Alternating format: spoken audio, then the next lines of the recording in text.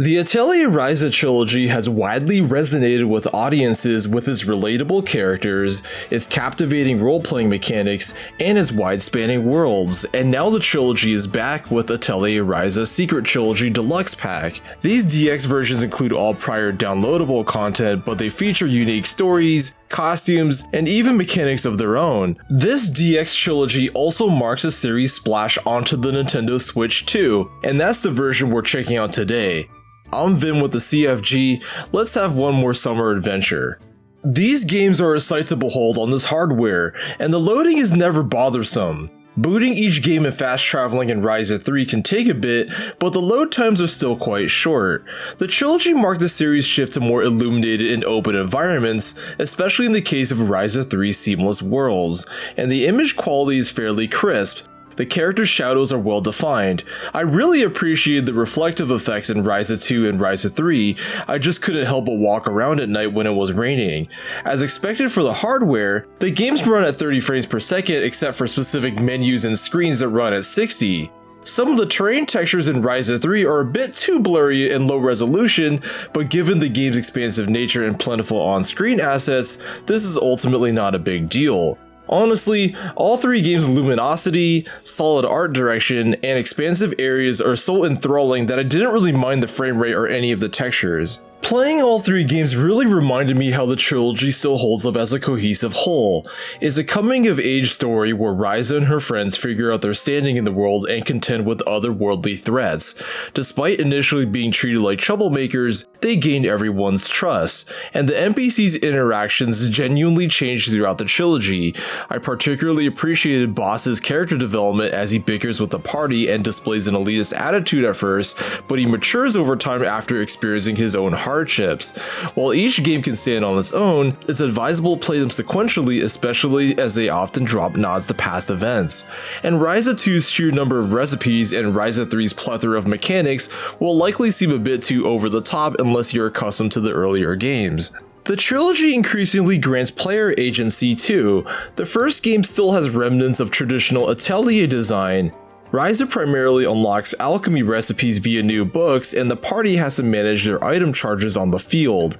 But the second game feels like removing power limiters. Ryza unlocks recipes across an expansive grid in whichever order she wants, and the party unleashes crazy skill chains, perfect guards, and character tag-ins, and their item stocks and tactics level build up automatically. And then the third game adds power boosting keys and even more bombastic assist moves, so the changes over time are substantial and tangible. You can really tell that the party has become seasoned fighters and adventurers, even if it might be a little weird how Ryza keeps forgetting her recipes and gear each time. And of course, each sequel drastically expands Ryza's traversal options. A standout DX feature is brand new playable characters in all three games. These characters are either former NPCs or returned from other games in the trilogy. In Ryza DX, you unlock the merchant Romy, the town guardian Agatha, and the mysterious Kilo. All three fulfill different roles, as Romy is insanely fast, Agatha has defense-oriented skills, and Kilo's a long-range elemental spellslinger with some incredible passive skills. Ryza DX also lets you stay on the field longer, as you can consume the additional members' items to recharge the active party stocks. Empel and Leela return for Ryza 2 DX, but their skills now provide powerful party buffs, and Clifford, Sari, and Kilo return for Ryza 3 DX to provide even more party options and additional assist move choices. Although I greatly appreciate playing as these characters, they feel like disconnected extras even though the games do say they have no story events. Whenever you unlock someone, there's only text and no fanfare. Even a single introductory cutscene would have felt more impactful. There are also some situations where you might expect members to interact.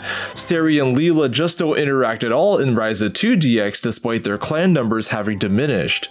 The DX characters also lack party quests.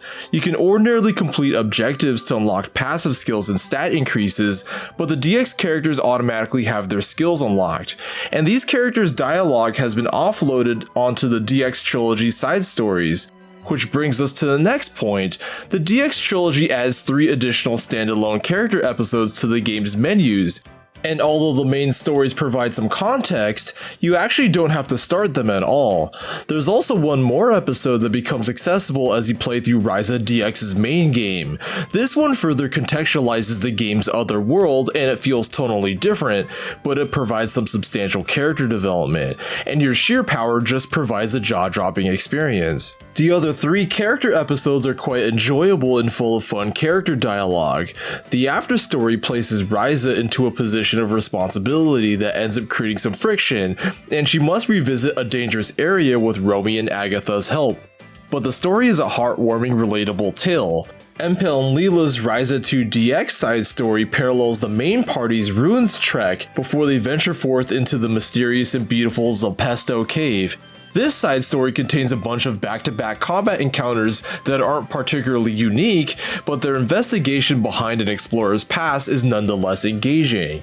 Ryza 3 DX's Clifford and Sari side story is literally Atelier Puzzle Hour. They work together to explore a unique set of ruins full of traps.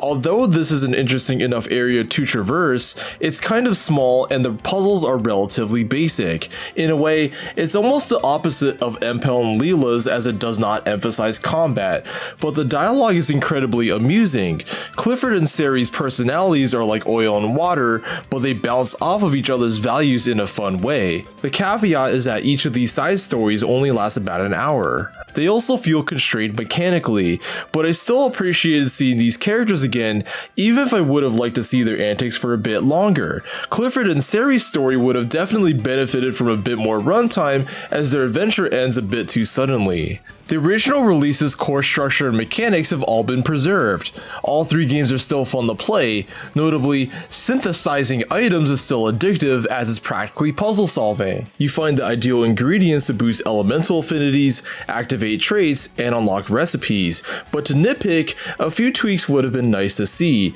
The second and third games let you press a button to return to your base, but you still can't do so in the first game.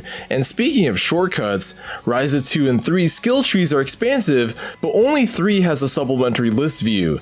This would have been handy for Ryza 2, but it's ultimately fine. Ryza 3 still has some minor typographical issues, and being able to enable a larger minimap in Ryza 3 is really helpful, but it's just a toggle and it lacks other options like positioning and opacity. However, the DX trilogy features some mechanical additions that bolster the gathering process. Notably for Ryza 2 DX, your fairy companion Fee now constantly flies behind you. Tracking down memory visages normally takes some wandering around and backtracking, but Fee expedites this search by chirping and even expanding your sensory range. Fee even gives you duplicates as you gather and craft items, which in turn means you have more opportunities to sell, donate to develop shops, or generate gems. So Fee hastens the game flow without being too game-breaking. In a way, the DX versions provide an expanded playground alongside the trilogy's existing bevy of options. The Atelier Ryza trilogy forms a fantastic JRPG experience full of camaraderie, fun action-based combat, and addictive alchemy. The characters truly grow and their stories have a lot of heart, and of course, this is a great way to experience these games for the first time. The DX versions editions are enjoyable even if the additional story's runtime is a bit short and the new characters feel a bit ancillary. And although those who have extensively played the original games might not necessarily get the most mileage out of these versions, these are still worthwhile if you're itching to revisit these games on a new platform, if you missed out on some of the former downloadable content, or if you just love these characters. And as an added touch, these new formal costumes are quite classy. We've covered a lot of Atelier games on this channel, and it's been a fun alchemic ride. Each of Atelier's 2025 games provides a unique spin. Perhaps Atelier Resleriana encapsulates bits of the past, Ryza demonstrates a shift to increasingly large spaces, and Atelier Yumiya fully showcases open world traversal. But Atelier Ryza's Secret Trilogy Deluxe will undoubtedly stand a test of time, and with its sheer additions, this feels like the most impactful Atelier DX release. With the series DX releases now having caught up, I'm really curious to see where the series goes from here. But that'll do it from us today. Thanks for watching our review. This has been Vin with the CFG. If you like this review, subscribe for more game content, and we'll see you on the next one.